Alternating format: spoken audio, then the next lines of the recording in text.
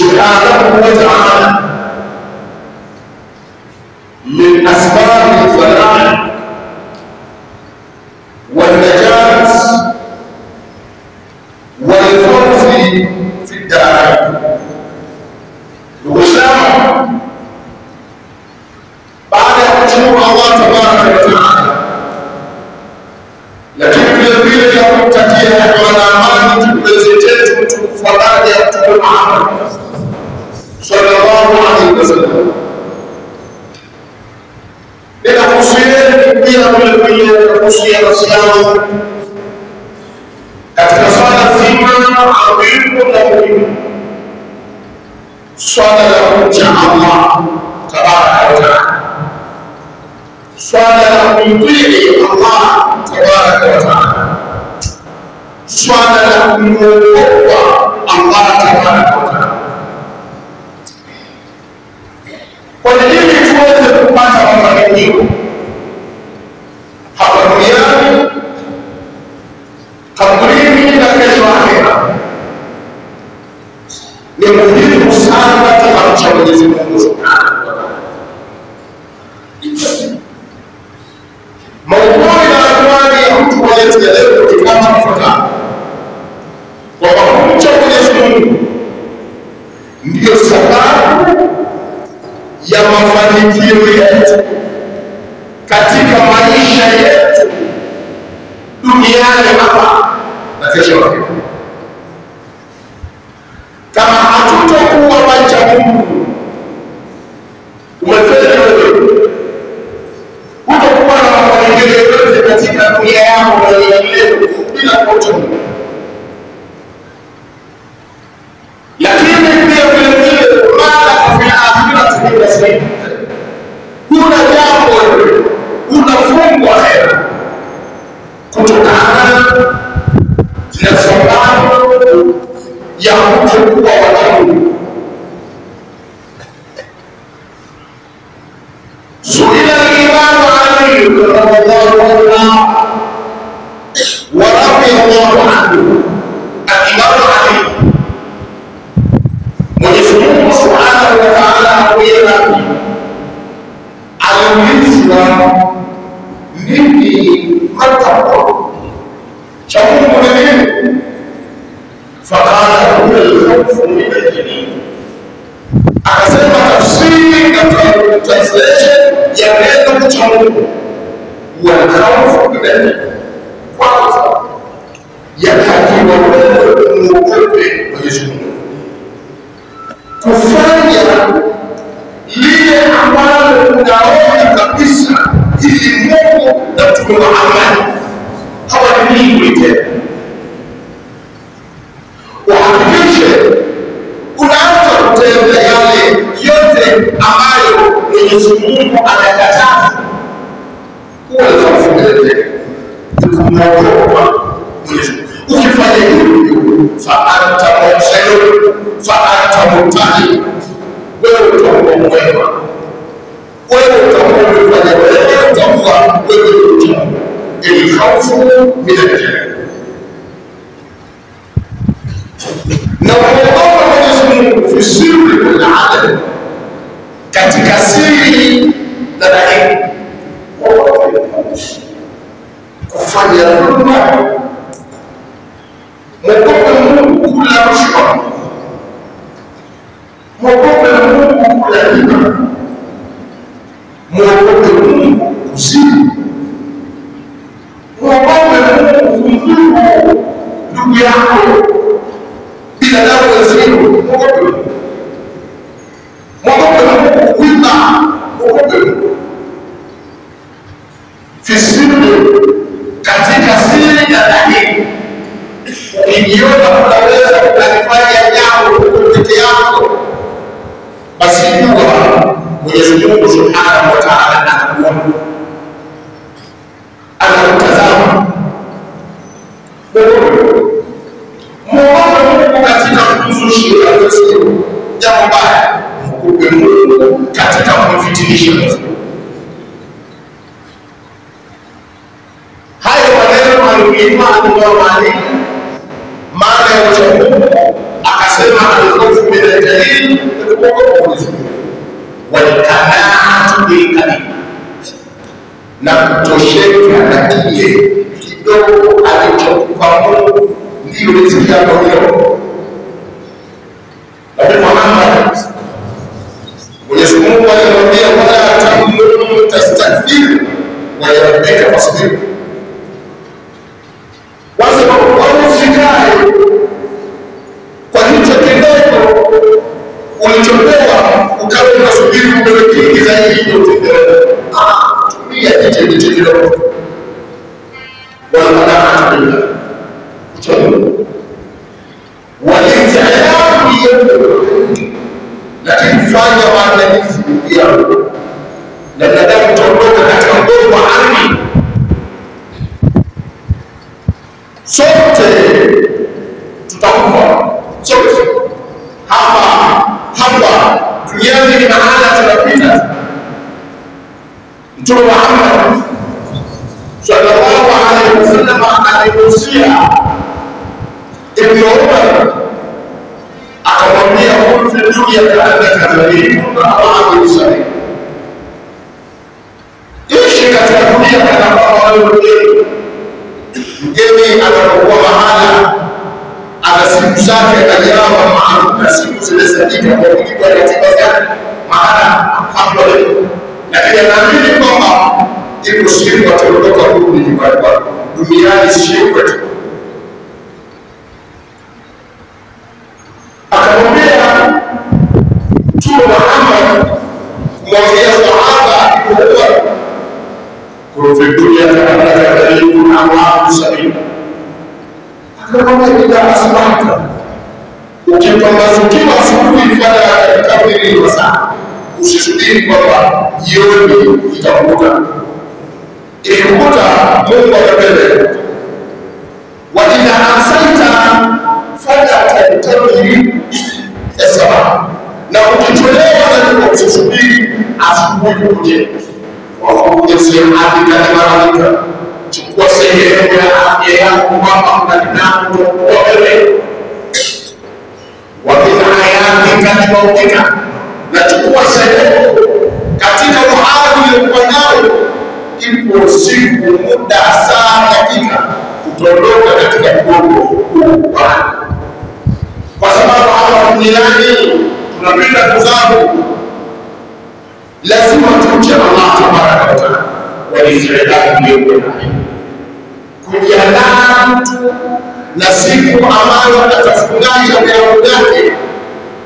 Kama vile wewe mpangaji mwenye nyumba kapaloti unatakiwa kupanga, lazima uhakikishe makusanya kilichokuwa ili uweze kuondoka. Utafute mahala ambapo sasa unaweza kufanya kazi au umeshapata lengo lako.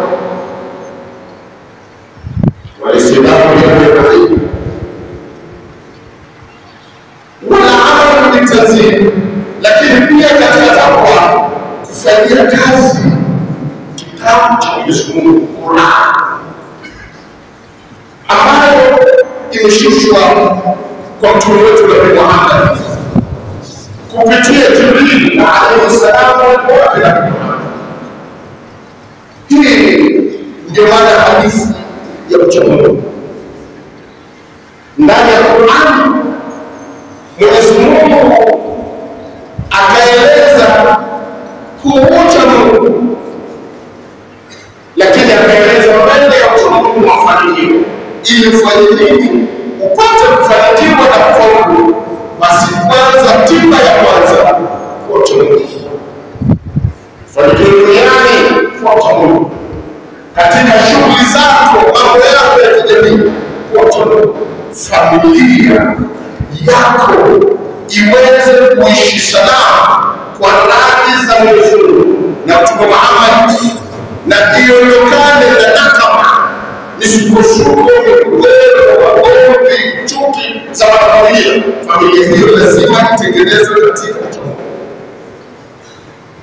Nchi yako, taifa, ili iweze kuwa taifa salama lisilokuwa na laana. Kuna taifa wengine wanadai watu wanaje kueleza, lakini taifa lolote lililofanikiwa ni taifa ambalo watu wake ni wacha Mungu na wenye kutenda matendo yaliyokuwa mema. Innama al-umam al-akhlaq ma baqiyat fa innahum dhahabat akhlaquhum dhahab. Haya maneno anasema Mswahili.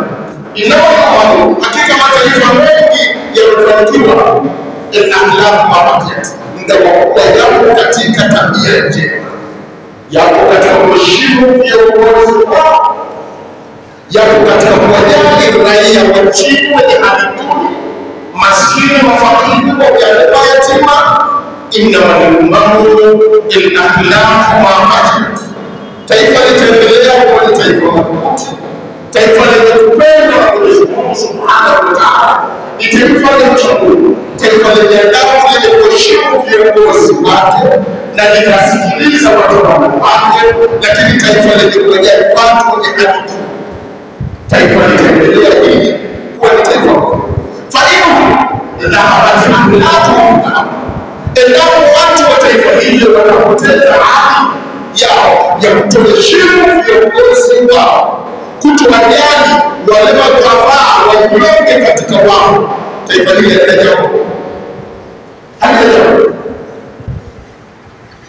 jambo. Hatuna haja ya uzalumi ya kuishi na machukivu ya Mwenyezi Mungu Subhanahu. Ni lazima tumche Allah Tabaraka wa Taala, na Mwenyezi Mungu ametuletea imani katika wale ambao hawana uchamungu. Mwenyezi Mungu katuletea makemeo katika wale wasiokuwa na hofu ya Mwenyezi Mungu Subhanahu. Nasoma katika sura Al-Ahzab aya ya 70, ya ayyuhalladhina amanu taqullaha, enyi ninyi mlioamini Allah, mcheni Mwenyezi Mungu, wa qulu qawlan sadida. Ukitaka kumcha Mwenyezi Mungu kweli, semeni kweli. Usitoke idha hadathtum, semeni kweli na kuwa katika mazungumzo yenu, tekelezeni ahadi zenu kwa kusema kweli. Wakulu qawlan sadida, semeni maneno yaliyonyooka. Yuslih lakum a'malakum, ukiwa kweli na msimamo ya kweli, Mwenyezi Mungu atakutengenezea amali zenu. Wa yaghfir lakum dhunubakum, na Mwenyezi Mungu itakuwa ndio sababu ya uchamungu wako kwa kweli, kusema kweli, Mwenyezi Mungu atakusamehe madhambi yako. Wa yuti'illaha wa rasulahu faqad faza fawzan 'azima, na yeyote ambaye mwenye kumtii Mwenyezi Mungu akatekeleza amri zake Mwenyezi Mungu yale aliyotaka na acha yote Mwenyezi Mungu anayotaka, huyo mtu Mwenyezi Mungu anasema faqad faza, mtu huyo amefuzu fawzan 'azima, tena kufuzu kulikuwa kwa hali ya juu, kwa hali ya juu, kufuzu kubwa. Tukitaka mafanikio yetu duniani, kaburini na kesho akhera, ndugu zangu, hakuna dawa wala tiba mbadala isipokuwa ni kumcha Mwenyezi Mungu Subhanahu. Mwenyezi Mungu atunadi kwa sifa ya imani, kuonyesha umuhimu wa uchamungu, ya walladhina amanu taqullaha wa qulu qawlan sadida, lakini katunadi kwa sifa ya binadamu. Aliposema ya ayyuhan-nas taqu rabbakum, enyi binadamu, ya ayyuhan-nas ittaqu rabbakum inna zalzalata as-sa'ati shay'un 'azim. Enyi binadamu, mcheni Mwenyezi Mungu. Sababu ya kumcha Mwenyezi Mungu, mjue kilichopo ana ni nini. Inna zalzalata as-sa'ati shay'un 'azim, hakika msukosuko wa kiyama ni kitu kikubwa, ni jambo kubwa.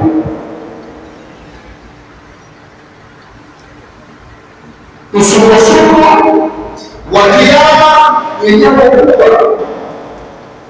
Tudhiru kullu mudhi'atin amma al-ba'th, siku ambayo wakati yule mmoja alielekea kwa msaada wakati akikimbia. sio watawao kullu dhati hamli hamlaha, na kila mjamzito aliyekuwa na mimba kwa hiyo misukosuko ya kiyama atajifungua pasi na siku kufika muda wa kujifungua. Watawao kullu dhati hamli hamlaha, kila mjamzito atajifungua bila hiari, bila daktari, bila mimba itakoma huo msukosuko wa siku ya kiyama. Lakini kwa zaidi watanasa furaha. Utaona watu wote kama wameelewa, mtu alielewa tunafahamu hadi zake. Watanasa sukara wa ba'dhum sukara, lakini hawakuelewa, walakin adhab Allah shadid. Lakini kinachowafanya waonekane kama wameelewa, adhabu ya Mwenyezi Mungu kubwa sana. Adhabu ya Mwenyezi Mungu hatuwezi kuhimili. Kwa hivyo ni vyema tukamcha Allah na tukatenda yale yote mema ambayo tunatakiwa kutenda kama binadamu, kumtendea Allah, lakini kutendeana sisi kwa sisi.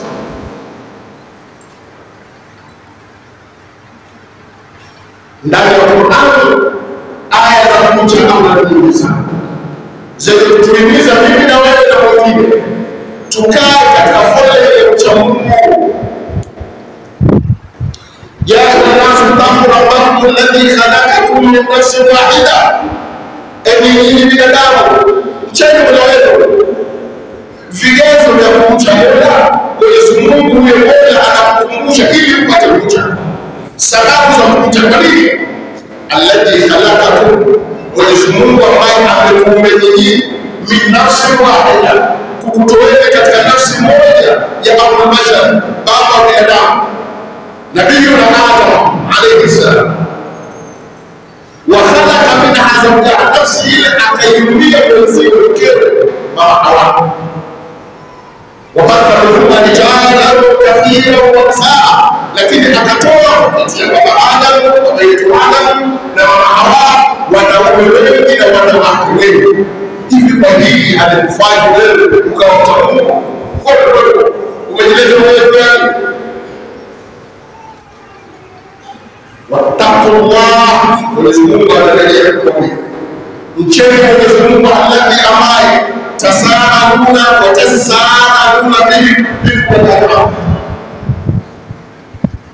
tasaaluna bihi bikum, mcheni Mwenyezi Mungu ambaye kwake kutangulizwa wewe kushirika. Wattaqullah alladhi tasaaluna bihi wal mcheni Mwenyezi Mungu ambaye kutangulizwa kwake, namna mlivyoishi ndugu wenu mmekuja hapa. Tuna kila aina ya sababu ya kumcha Mwenyezi Mungu. Nabii Muhammad aliulizwa aktharu ma yudkhilu nasa aljanna, jambo kubwa zaidi ambalo litaweza kumpeleka mtu peponi, itakuwa ni sababu na tiketi yake ya kuelekea peponi akastarehe mutmainna fiha. Akalibu unakuwa miongoni mwa sababu ambazo zitampeleka mtu katika pepo akaishi kwa raha ustarehe, taqwallah wa husnul khuluq, ni kumcha Mwenyezi Mungu subhanahu wa ta'ala na kutenda matendo yaliyokuwa mema, tabia njema. Na kuangalia tabia njema ndio uchamungu. Wasuila na akaulizwa Nabii Muhammad aktharu ma yudkhilu an-nasa fi nar, jambo gani zaidi itakayowapeleka watu motoni? Mtume alisema al-famu wal-farj, mdomo huo aliyekuwa muadhi na kumsaidia Mtume Muhammad, kufu alayka hadha binti mdomo. Ulimi ulipota kichwa kijiti, ulimi unaweza ukagawa umma, ulimi unaweza kusababisha amani ya taifa, amani ya familia na hata ukoo ikavunjika. Ulimi unaweza kusababisha kusababisha umwagaji wa damu kule alfamu mdomo ambao kuna kitu kinaitwa ulimi. Akasema kwa mfano na tupu zinaa. Hili ndio jambo ambalo linaweza likampa mtu tiketi ya kwenda motoni kwa moja. Mwenyezi Mungu atumzuru na tusini. Tumche Mungu. Tumche Mungu kama alivyosema Nabii Muhammad aliposema ittaqillaha ayyuha nas. Mche Allah Mwenyezi Mungu popote utakapokuwa. Ukiwa katika kazi yako, fanya kazi yako kwa kumcha Mungu. Ukiwa ofisini kwako, fanya kazi zako kwa kumwogopa Mungu. Ukiwa katika nafasi yako, fanya ile nafasi yako unayokuwa nayo na kumtukuza Allah. Ukiwa katika biashara zako na hata nyumbani kwako, mche Mwenyezi Mungu ili tupate kufanikiwa hapa duniani kwa kesho, na tupate tiketi ya kutupeleka sisi peponi. Ittaqillaha ayyuha nas. Mche Allah popote utakapokuwa na wakati wowote, muda wowote, waachie sahihi atakasa. Nafuatisha lile baya, kama kuna baya ulilotenda kulifute basi. Tena sasa wema ili lile baya lifute ule wema. Wafariki nasa bifuriki nasa. Tangamana na ishi na watu, waongoze watu, wewe unaongozwa. Wape, fanya biashara na wenzio, funga mikataba, tibia, wewe advocate, jaji, hukumu. Wafariki nasa bifuriki nasa. Ishi na watu, tangamana na watu kwa tabia njema. Tabia njema ndio itakupa kibali cha kwenda kuonana na Mwenyezi Mungu Subhanahu wa Ta'ala pale Mwenyezi Mungu atakapozihutubia nafsi ya ayyatuha nafsul mutmainna. Ewe nafsi uliyotulizana, umemcha Allah, umefanya mambo yako kwa uadilifu, ya ayyatuha nafsul mutmainna irji'i ila rabbik. Rejea sasa kwa Mola wako. Umeshaondoka duniani, unarejea kwa Mola wako na bila kumwambia. Hali ya kuogopa kuingia safari yako ya kuondoka na leo, sababu wanaanzia mazuri tena marudia ni wewe kulipa na Mwenyezi Mungu Subhanahu. Mungu hawezi kubariki na sisi kama sisi hatutendi yale Mungu anataka. Ili tuweze kuridhiwa na Mwenyezi Mungu na tupokelewe katika mikono iliyo salama, ni lazima tumche Allah. Aqulu qawli hadha wa astaghfirullah li wa lakum. Qulu jami'an.